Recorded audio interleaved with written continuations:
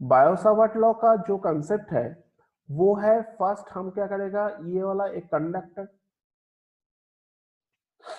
ये कंडक्टर के क्या होता है, एक छोटा वाला लेंथ है जिसको हम लोग कहते हैं डीएल। इधर से करंट फ्लो होता है, that is called I, I current flow होता है।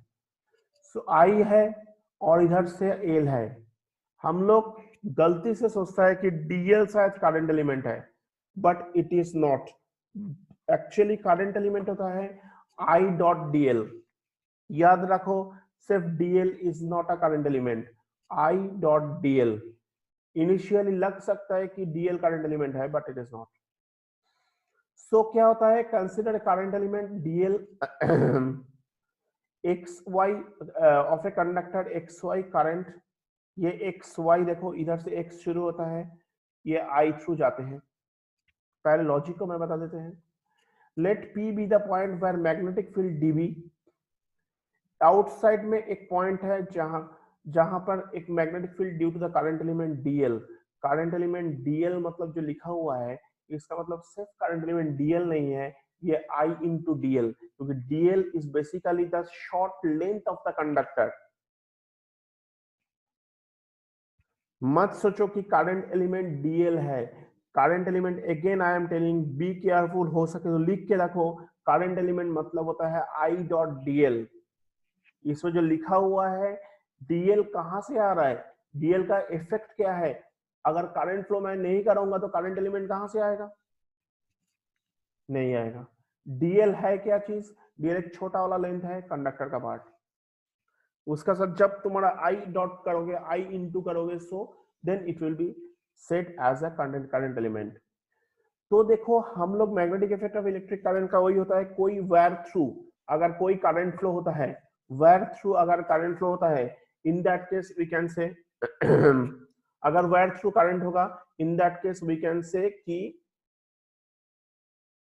उसमें उसमें क्या होता है, तुम्हारा उसका चारों तरफ में एक मैग्नेटिक फील्ड बन जाता है, उसका चारों तरफ में एक मैग्नेटिक फील्ड बन जाता है। हम लोग ये पहले बताया तुम लोगों को, कोई भी इलेक्ट्रिक वायर उसमें करंट फ्लो कराओगे, उसका चारों तरफ में एक मैग्नेटिक फील्ड बन जाता है। शुरुआत में मैं बता था, पॉइंट चार्ज होने से स्फेरिकल हो जाता है, एक वायर होने से उसमें क्या होता है, सिलिंड्रिकल हो जाता है।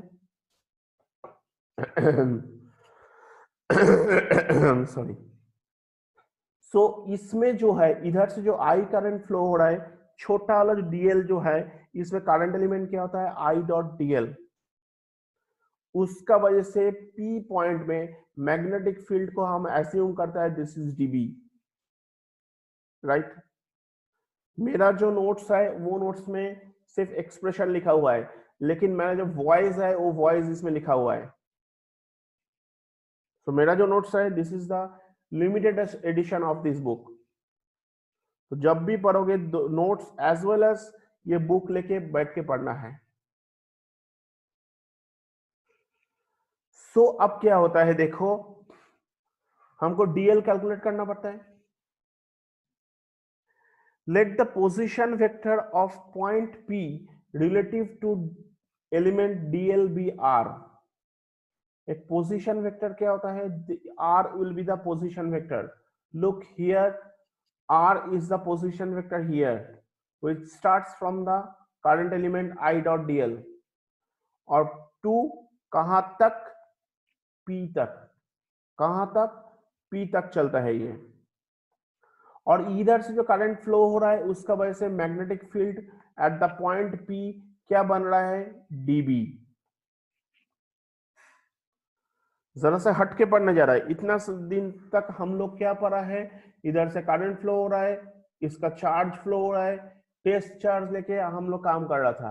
अब आ गया कि ये जो करंट फ्लो हो रहा है, इसका वजह से मैग्नेटिक फील्ड क्रिएट हो रहा है पी पॉइंट में। उसका मैग्नेटिक फील्ड कितना हो रहा है, डीबी हो रहा है। और थीटा क्या होता है, आर क्या होता है मैं बता दिया, दिस इज पोजिशन वेक्टर। और क्या होता है, ये हो गया आई, ये जो लाइन है, ये मान लो छोटा वाला जो पार्ट है, दिस इज डीएल। डीएल और आर का बीच में जो एंगल बनता है, this is called the theta. समझ गए किसको क्या क्या कहते हैं? हाँ बताओ। सर पॉइंट पी का खुद का भी वो मैग्नेटिक फील्ड है ना? नहीं नहीं नहीं, पॉइंट पी में मैग्नेटिक फील्ड कहां से मिल रहा है? कोई भी वायर थ्रू अगर तुम इलेक्ट्रिक करंट फ्लो करोगे उसका चारों तरफ में एक मैग्नेटिक फील्ड क्रिएट होता है। और मैं पी एक पॉइंट लिया है और पी पॉइंट में इधर से करंट फ्लो होने का वजह से मैग्नेटिक फील्ड है डीबी।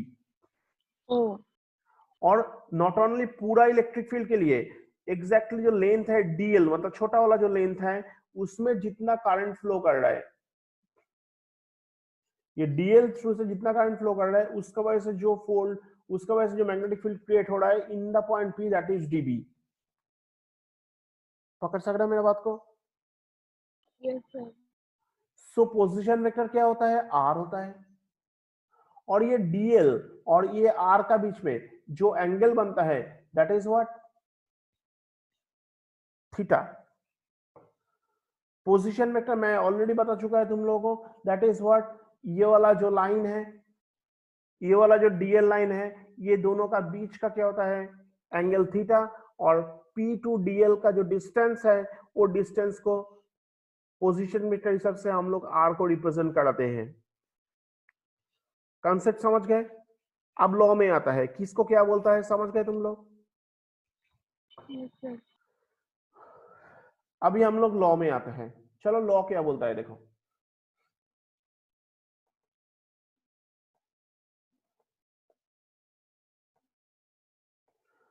देखो डीबी जो है, ये जो मैग्नेटिक फील्ड मैं तुमको दिखाया था DB, due to the current element ideal, it is directly proportional to the आई।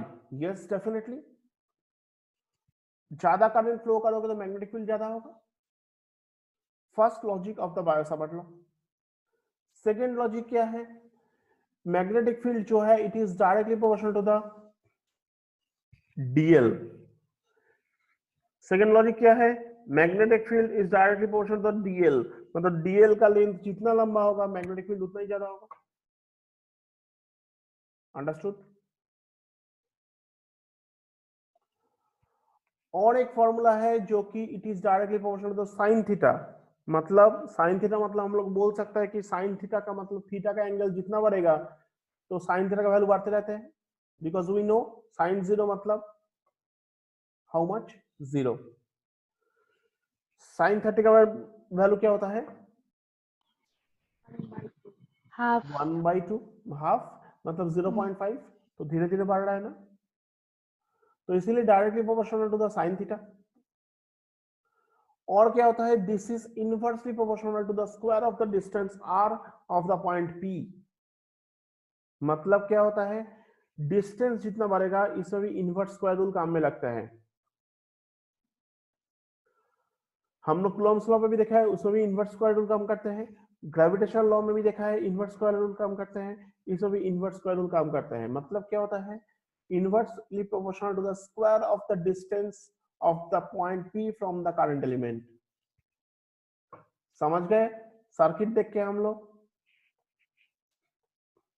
ये करंट एलिमेंट इधर से इधर जो डिस्टेंस है इसको आर होता है और it is inversely proportional to the square of the distance. तो मैग्नेटिक फील्ड डीबी मतलब मैग्नेटिक फील्ड उतना ही होता है, magnetic field inversely proportional to the square of the distance from the current element. अभी मान लो सारे जो एलिमेंट है, आई है, डीएल है, साइन थीटा है, आर स्क्वायर है, सबको लेके इकट्ठा करो, बनता क्या है? I dl sine theta by R square. अगर ये बन जाता है सो प्रोपोर्शनलिटी कांस्टेंट, प्रोपोर्शनल से जब इक्वल बनाओगे तो क्या बनता है? k बन जाता है and k depends on the medium between observation point p and the current element. k is basically the k depends on the medium between observation point p and the current element। Current element मतलब जो wire मान लो i dot dl, जो length जा रहा है उधर से p point तक, उधर से p पॉइंट तक जो मीडियम में मैं रख के ये एक्सपेरिमेंट करने जा रहा है, जो मीडियम में रख के वो एक्सपेरिमेंट करने जा रहा है, उसका बीच में जो मीडियम है, उसका बीच में जो मीडियम रख रहा है, जो मीडियम में ये एक्सपेरिमेंट कर रहा है, उसका ऊपर डिपेंड करता है के का वैल्यू, उसका ऊपर डिपेंड करता है के का value. Let's see what is the value of k here, mu naught by 4 pi, mu naught by 4 pi. Mu naught होता क्या है? म्यू नॉट होता है कि मैग्नेटिक परमिएबिलिटी। हम लोग इप्सिलॉन नॉट जानते हैं, इप्सिलॉन नॉट पढ़ा है, that was what, electric permittivity. और इसमें क्या जानेगा, दिस इज मैग्नेटिक परमिएबिलिटी। मतलब जो मीडियम में रख के करेगा, वो मीडियम डिटरमाइन करता है कितना मैग्नेटिक फोर्स में एक दूसरे को अट्रैक्ट करते हैं, करेगा या फिर रिपेल करेगा। अट्रैक्ट करेगा ही सोचो, यहां रिपेल भी कर सकता है। मतलब इलेक्ट्रिक करंट का वजह से जो मैग्नेटिक फोर्स काम करता है, इट में बी रिपल्सिव फोर्स और attractive force. It depends on the direction of the electric current, जो कि हम लोग क्लास 10 में भी पढ़ा है, क्लास 12 में भी पढ़ेगा। सो म्यू नॉट होता है मैग्नेटिक परमिएबिलिटी। बी केयरफुल, हम लोग इप्सिलॉन नॉट पढ़ा था, electric permittivity in the vacuum और फ्री स्पेस। वैक्यूम मतलब free space, in the vacuum और एयर। और मैग्नेटिक परमिएबिलिटी होता है इन द फ्री स्पेस, मतलब वैक्यूम में और एयर में। समझ में आ रहा है? तो दिस पार्ट, ये जो म्यू नॉट है, दिस इज अ कांस्टेंट, इसको कहता है is a constant called permeability of the free space. Mu naught हो गया, it is a constant term and this is called the permeability of the free space. Clear है? Sir और एक बार के को बता दीजिए ना। के मतलब होता है mu naught by 4 pi. 4 is the constant term, pi मतलब होता है 22/7, और म्यू नॉट क्या होता है? Mu naught is the magnetic permeability. मतलब क्या होता है?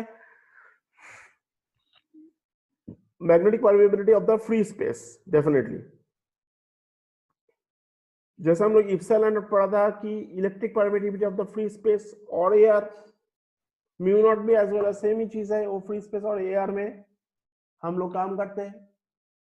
तो के depend on the medium, definitely medium को डिपेंड करेगा, क्योंकि के का वैल्यू क्या होता है? म्यू नॉट बाई 4 पाई। के मतलब mu naught by 4 pi, and mu naught is the magnetic permeability of the free space. Be careful, mu naught का वैल्यू, इप्सिलॉन नॉट का वैल्यू हम लोग जैसे सीखा है, उसका जैसे यूज देखा है, म्यू नॉट का वैल्यू भी उतना ही यूज है, काफी इंपॉर्टेंट पार्ट है। और electric magnetic permeability is same चीज है, विच determines the force between the current element and the point, कि कितना फोर्स में वो लोग रिपेल करेगा और अट्रैक्ट करेगा। मैग्नेटिक फोर्स वो डिपेंड करता है property of the medium, which is called the magnetic permeability, और mu naught is denoted for the magnetic permeability of the free space। तो mu naught अगर permeability हो गया, तो definitely k will depend on the medium between the observation point and the current element। हम लोग जानता है डायग्राम से कहां पर p रखा हुआ है और कहां पर करंट एलिमेंट रखा हुआ है। Look here, this is p point और this is current element point। ये बीच का अंदर में जो मीडियम है, उसके ऊपर के का वैल्यू डिपेंड करते हैं, क्योंकि वी नो के का वैल्यू मतलब क्या होता है कि mu naught by 4 pi.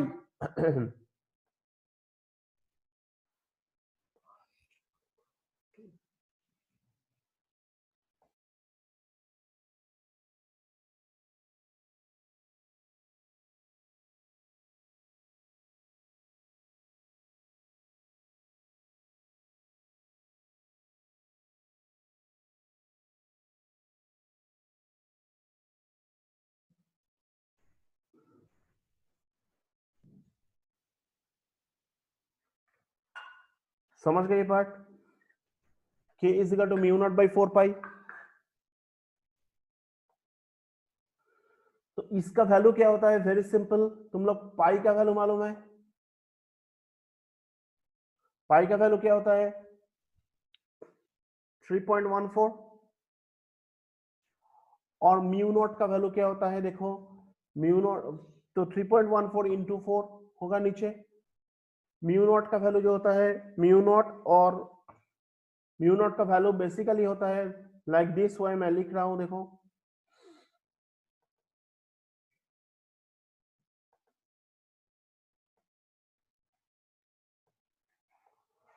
Four pi into 10⁻⁻⁻⁷ होता है म्यू नॉट का वैल्यू।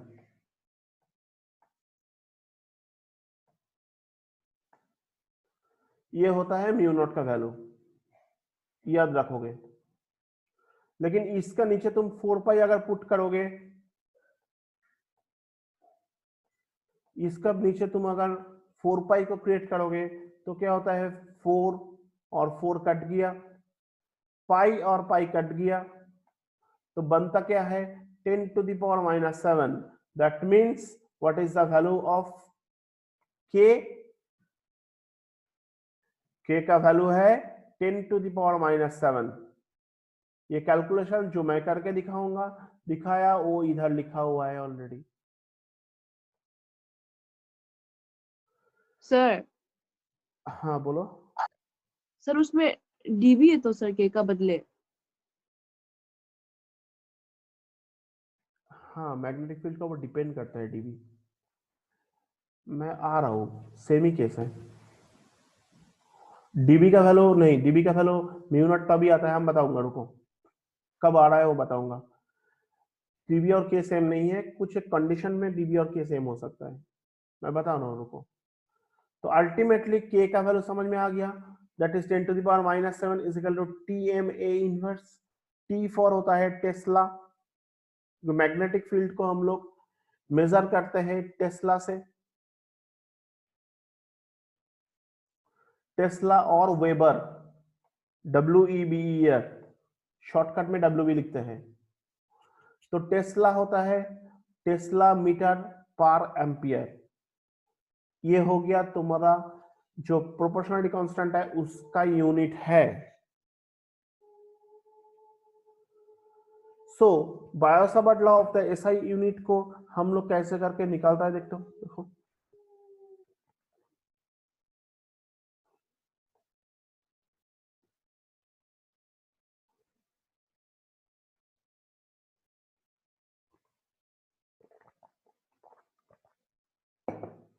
सर हाँ ये फॉर्मूला है ना। हाँ, ये फॉर्मूला कहाँ से आया मैं ऑलरेडी बता चुका है तुम लोगों को। हाँ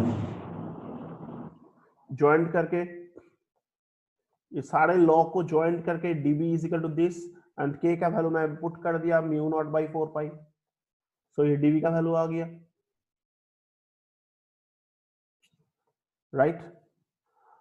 अब क्या करता है देखो, इधर अगर हम लोग जो लेते हैं ये वाला पार्ट जो है r, ये जो पार्ट है ये फॉर्मूला तक तो आ गया,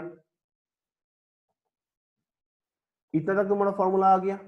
अभी क्या कर रहा है, मैं ऊपर में एक r मल्टीप्लाई कर रहा है और नीचे एक r मल्टीप्लाई कर रहा है। इसका वजह से क्या होता है, ये r जो है देखो इधर r आ गया और इट बिकम्स r क्यूब। और ये वाला जो पार्ट आ गया, ये वाला पार्ट AB साइन थीटा, मतलब हम लोग क्या लिख सकते हैं,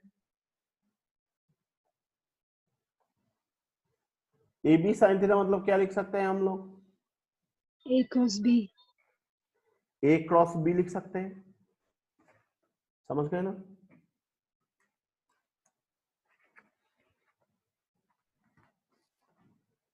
इतना तक हो गया हम लोग का फॉर्मूला का पार्ट।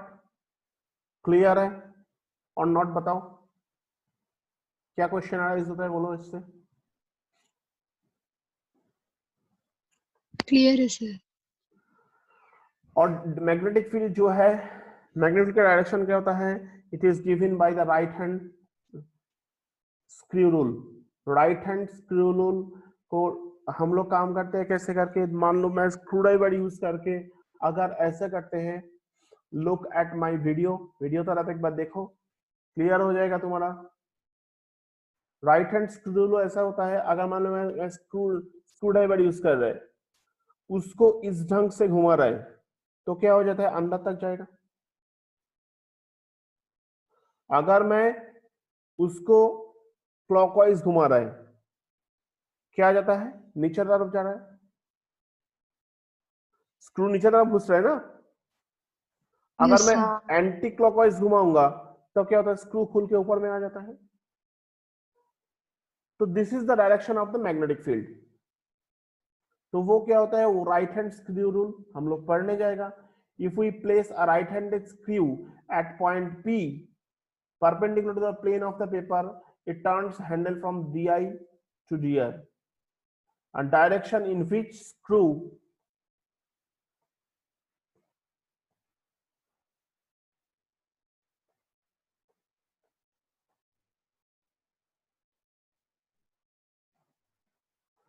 इसको जस्ट इतना करके पढ़ के रहो, इसमें ये इसको जरूरत नहीं, जस्ट तुमको ये पढ़ने से हो गया कि डीबी का direction right hand screw rule मान के चलते थोड़ा हैं। जोर से बोलिए ना। डीबी का जो डायरेक्शन है, डीबी का direction right hand screw rule मान के चलते हैं बस। स्क्रू रूल के बारे में हम लोग लेटर स्टेज में पढ़ेगा, डेफिनेटली आज ये चैप्टर में ही पढ़ेगा, राइट हैंड स्क्रू रूल क्या होता है। सो ये वाला पार्ट जो हो गया। अब देखो ये वाला जो पार्ट हम लोग पढ़ लिया, this is Biot Savart law. Next हम लोग प्रोसीड करते हैं कि इसका SI unit of the magnetic field, SI unit of the magnetic field क्या होता है, we know it, this is the tesla. तो ये टेस्ला कैसे आता है, गेन जो क्वेश्चन कर रहा था कि के और डीबी सेम है क्या, नहीं सेम नहीं है, अंडर सर्टेन कंडीशन हो जाता है सेम। कब होता है वो सेम, मैं बता रहा हूं वही चीज। मान लो इधर से जो करंट फ्लो हो रहा है दैट इज आई, इधर से जो करंट फ्लो हो रहा है आई दैट इज 1 एम्पियर। ये जो डीएल है उसको हम लोग क्या कह रहे हैं, 1 मीटर। जो आर है, आर मतलब क्या हो गया, 1 मीटर। आर मतलब क्या है, तुम लोग इमेज मालूम है, ड्राइंग मालूम है, आर हो गया 1 मीटर। थीटा जो बनता है, अगर मान लो थीटा है 90 degree, theta 90 degree, sine theta का वैल्यू कितना हो जाएगा, 1 हो जाएगा, right. So dB is equal to क्या होता है, mu naught by 4 pi. DB is equal to will be mu naught by 4 pi. Mu naught is equal to क्या होता है, 4 pi into 10 to the power -7। 4 pi into 10 to the -7 हो गया। By देखो 4 पाई पड़ा हुआ है, तो 4 पाई कट गया, मतलब 10 to the power -7 will be the Tesla. This is the unit of Tesla. तो dB is equal to हो गया 10 to the power -7 टेस्ला। तो दैट मीन्स हम लोग इसका डेफिनेशन जो लिखते हैं कि 1 tesla is the 10 to the power 7 times of the magnetic field produced by a conducting wire। 1 tesla मतलब क्या होता है, देखो बात ऐसा होता है, dB is equal to ultimately क्या पता चल गया कि 10 to the power -7 टेस्ला। तो अगर 10 to the power minus tesla को इधर मान लो तुम डीबी लिख दिया, ये एक्सप्रेशन को मैं इधर कर चुका है ऑलरेडी। सर जोर से बोलिए, हमें बारिश हो रहा है।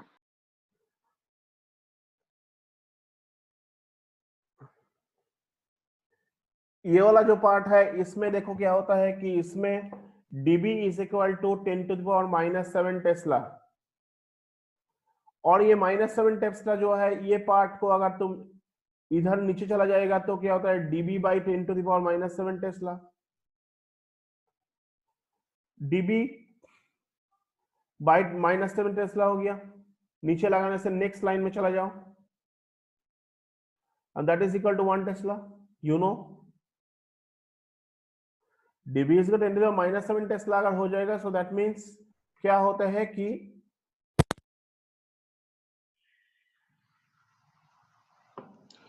तो 10 टू द पावर -7 से -10 टू द पावर -7 टेस्ला अगर हो जाएगा, इसका नीचे लगेगा तो क्या होता है, dB by 10 to the power -7। अगर -7 हो गया so that means 1 tesla is equal to 1 tesla is equal to क्या होता है 10 टू द पावर -7, इसका नीचे है, उसको जब ऊपर में चढ़ाओगे तो क्या होता है 10 टू द पावर 7 हो जाएगा। तो 10 to the power 7 times of the magnetic field. 1 tesla मतलब क्या हो गया, वी कैन से 10 to the power 7 times of the magnetic field, right? Yes, sir. So that means your 1 Tesla is the 10 to the power 7 times of magnetic field produced by a conducting wire. तुम लोग bio Savart law का wire मालूम है, जो conducting wire through pass होता है of length 1 meter of carrying current, जिसमें क्या होता है 1 meter of carrying current of current of 1 ampere at a distance of 1 meter from it and perpendicular to it. इतना कुछ वर्ड तुम याद कैसे रखोगे? Very simple to remember. देखो मैं बता रहा हूं, ये डेरिवेशन जो दिख रहा है इसमें 1 टेस्ला इज इक्वल टू क्या होता है 10 to the power 7 into dB, right? ये देख के हम लोग क्या सीख रहे हैं कि 1 tesla is equal to 10 to the power 7 times of the dB, magnetic field का 10 टू द पावर 7 टाइम्स, जिसको हम लोग 1 टेस्ला कह रहे हैं। 1 tesla is equal to 10 to the power 7 times of the magnetic field. Magnetic field मतलब क्या है, डीबी। प्रोड्यूस्ड बाय, ये मैग्नेटिक फील्ड कौन प्रोड्यूस करते हैं, इलेक्ट्रिक करंट फ्लो हो रहा है बोल के मैग्नेटिक फील्ड प्रोड्यूस होता है, अदरवाइज तो पॉसिबल नहीं है। समझ गए मेरा बात? नेक्स्ट पार्ट क्या होता है, जब लेंथ होता है 1 मीटर। देखो मैं इसमें ये जो डीएल है, डीएल को हम लोग 1 मीटर पकड़ाया था, डीएल को हम लोग 1 मीटर पकड़ाया था। Carrying current of 1 ampere, carrying current of 1 ampere मतलब ये जो आई है, ये आई मतलब क्या हो गया 1 एम्पियर। फिर बोला है कि at a distance of 1 metre, 1 metre मतलब क्या होता है आर। देखो आर मीटर, आर क्या दिया है, this is R 1 meter. 1 metre. और क्या होता है थीटा, थीटा मतलब क्या है, this is perpendicular.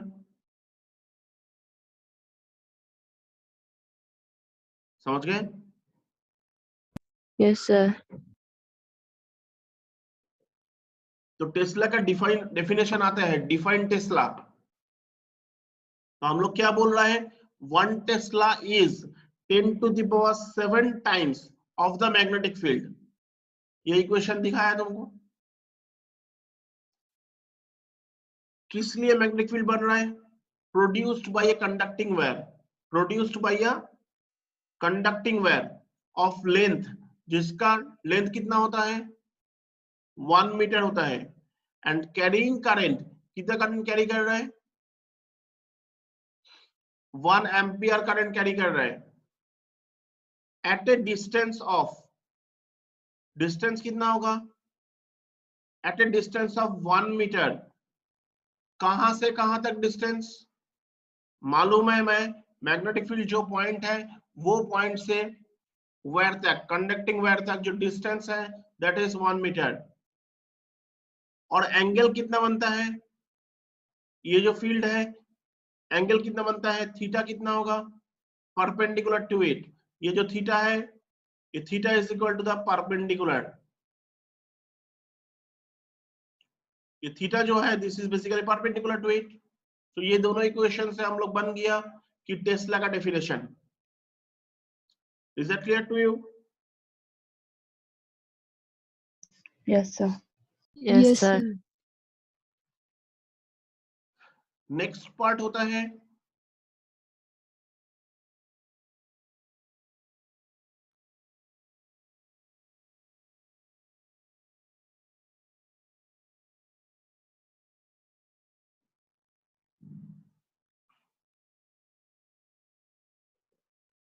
Biot-Savart law और कूलॉम्स लॉ देखिए, इसका रिलेशन देखियो क्या होता है।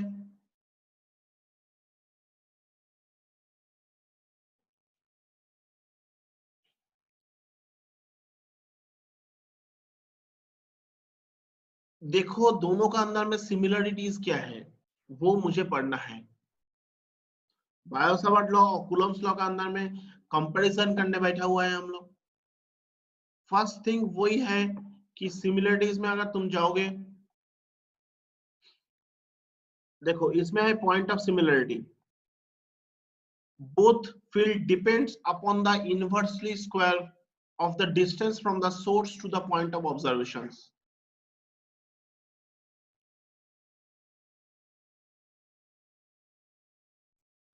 तो क्या होता है, both fields depends upon the inversely on the square of the distance from the source to the point. क्योंकि हम लोग कूलॉम्स लॉ जानते हैं। कूलॉम्स लॉ क्या था, F is equal to 1 by 4 pi epsilon naught q1 q2 by r square. This was Coulomb's law। तो उसमें भी बाई आर स्क्वायर था और इसमें भी बाई आर स्क्वायर है, दिख रहा है तुम्हें।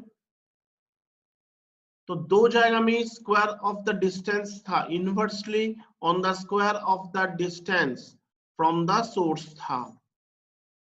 दिस इज बायो-सावर्ट लॉ और कूलॉम्स लॉ का दोनों ही सेम। नेक्स्ट पार्ट में क्या है, both are the long range field. Long range field मतलब क्या होता है, सोर्स से डिस्टेंस तक एक रेंज होता है, उसका भी लॉन्ग रेंज फील्ड होता है। सर जोर से बोलिए ना। और कितना रे, हमारा गला फट जाएगा। देखो क्या होता है, दोनों ही होता है लॉन्ग रेंज फील्ड, दोनों ही होता है लॉन्ग रेंज फील्ड। मतलब क्या हुआ है कि जो सोर्स है, सोर्स से जो जगह में पॉइंट है, ये दोनों का अंदर में जो डिस्टेंस होता है, ये जो डिस्टेंस है दोनों का ही कंसिडरेबल वैल्यू है, दोनों का ही वैल्यू कंसिडरेबल है। This is called the long range field.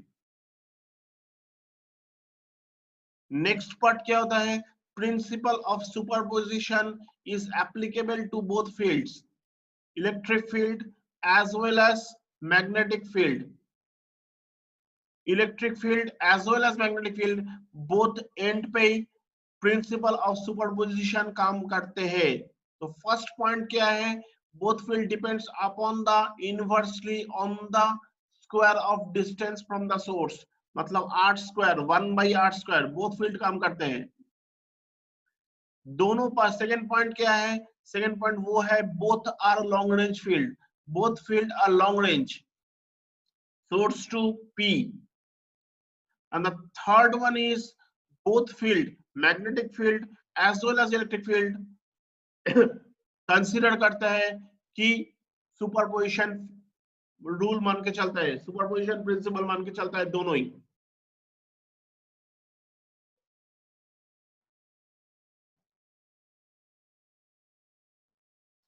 तो देखो बायो-सावर्ट लॉ मैग्नेटिक फील्ड मान के चलता है, जिसका सोर्स क्या होता है, नेमली linearly related its source, namely क्या होता है, current element that is called I dot dl, and the electrostatic field related to the linearly to the source, this is the electric charge। तो दोनों ही फोर्स है, दोनों ही सुपरपोजिशन मान के चलता है, सुपरपोजिशन दोनों ही मान के चलता है। एक होता है इलेक्ट्रोस्टैटिक फील्ड, जिसमें जिसका सोर्स है कि ये फोर्स कहां से बनता है, इलेक्ट्रिक चार्ज से। बायो-सावर्ट का फोर्स कहां से बनता है करंट एलिमेंट से, करंट एलिमेंट से बनता है, right. Yes sir.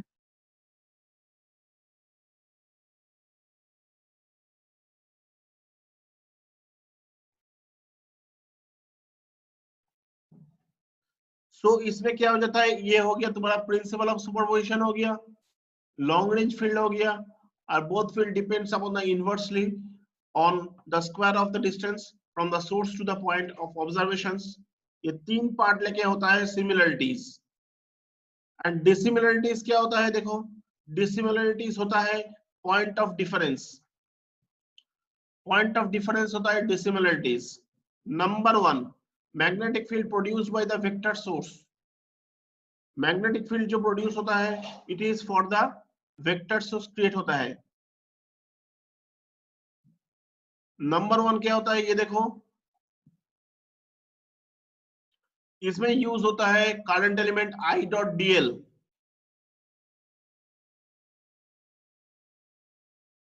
This is called the current element is basically a vector source where electrostatic force, that means electric charge, is a scalar force. This is a scalar source. Magnetic field जो produce होता है वो होता है vector source, इसको हम लोग current element कहते हैं। I और dl ये बेसिकली वेक्टर सोर्स, लेकिन इलेक्ट्रिक चार्ज क्या होता है, ये बेसिकली स्केलर सोर्स होता है। Direction of the electrostatic field is along the displacement vector joining source and the field point.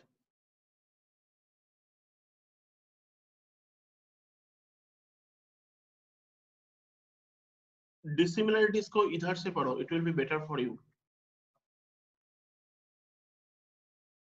इतना लंबा पढ़ने से लिखने का समय नहीं मिलेगा।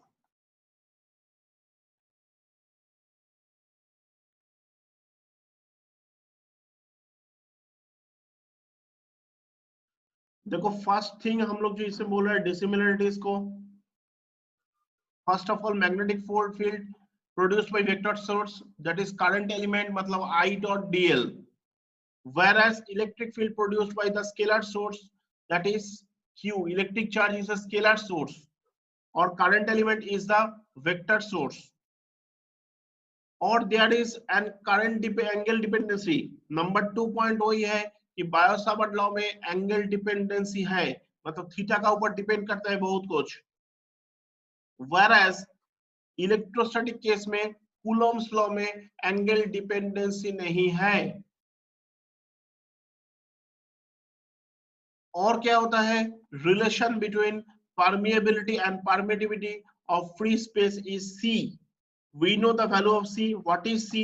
C is the speed of light और उसका वैल्यू होता है 1/√of mu naught dot epsilon naught। ये होता है relation between permeability and permittivity, 3 × 10⁸। ये तीनों हो गया तुम्हारे डिसिमिलरिटीज, ये तीनों को पढ़ो इधर से। बुक में थोड़ा ये है लंबा है, उतना लिखने का समय नहीं होगा तुम्हारा। ठीक है, आज इतना तक पढ़ा दिया। नेक्स्ट डे हम लोग जो पढ़ेगा वो है relations between mu naught, epsilon naught and c. ये तीनों के अंदर में रिलेशंस पढ़ेगा फ्रॉम नेक्स्ट डे। ठीक है, तो आज के लिए इतना ही है।